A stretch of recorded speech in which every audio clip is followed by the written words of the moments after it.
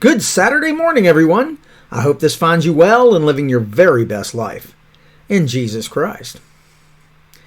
I was thinking the other day that as a pastor, I often find myself talking to a whole bunch of people who start sentences with the words, if only.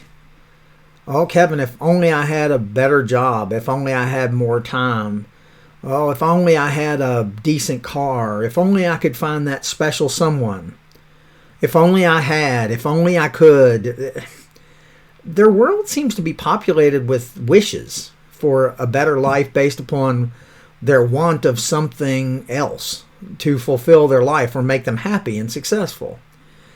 And from looking at my past, I can suppose that's simply human nature. But speaking from experience, that mindset often leads to frustrating and joyless existence.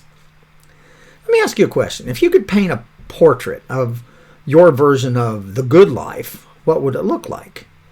What's that golden personal dream that fills your mind when you say to yourself, if only I had?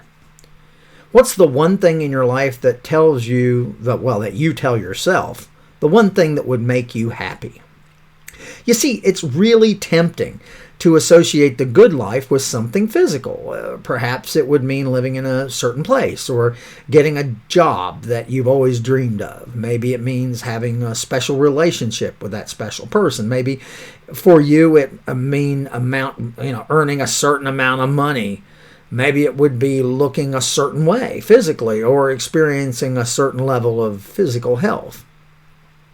The problem is that when we define the good life by these kinds of physical experiences, there's a second thing that happens to us. We have a tendency to judge God by His willingness to deliver them to us, and we get very upset when He doesn't give us exactly what we think we want.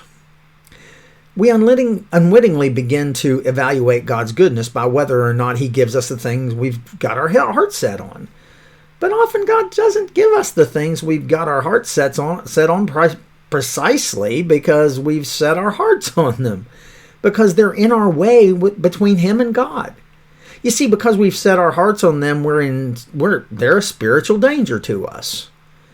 So God is responding to us in a way that's good, even though it doesn't feel good at the moment. I mean, we know that. It's often in these moments of want that we're experiencing what Psalm 27:13 calls the goodness of the Lord in the land of the living.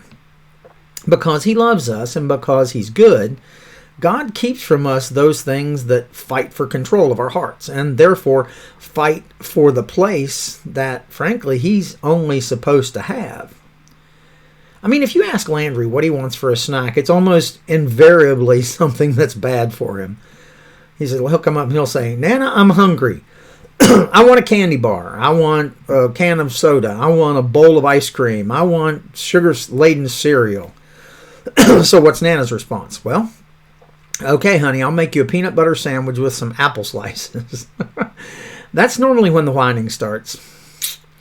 The more likely scenario is that Landry would immediately protest to Nana, I don't want peanut butter. I want candy. Why can't I have candy? You don't love me.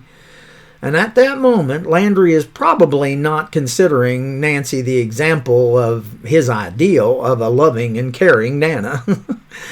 You see, being confident of the goodness of the Lord shouldn't be confused with an assumption that because God is good, He'll give me the things I've set my heart on.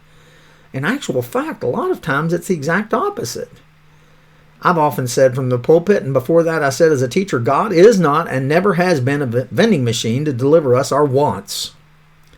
See, in His grace, God is freeing us from the small confines of our little definition of what's good so that we can experience the huge and satisfying good that He's planning for us. See, grace welcomes us to experience what is eternally right, eternally true, and eternally good. Grace invites us to good that, frankly, we could never have imagined. We certainly don't deserve, and there's no way to earn.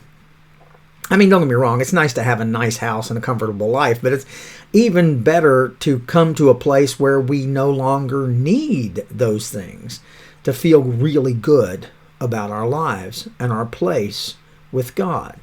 Surely God will bless us with physical things. Of course He does every day. But every good physical thing that he gives us is meant to be a sign that points us to the good that can, frankly, only be found in him. This is the bottom line. The good that God promises me isn't a situation. It isn't a possession. It isn't a position. It's not even a relationship. The good that he promises us is in himself. Forgiving, guiding, supporting, strengthening. I mean, think about it. What possibly could be a better gift than that? I hope you have a wonderful Saturday. I hope to see everyone in Sunday tomorrow for Palm Sunday. I want you to know that I'm here should you need me, and I truly love you all.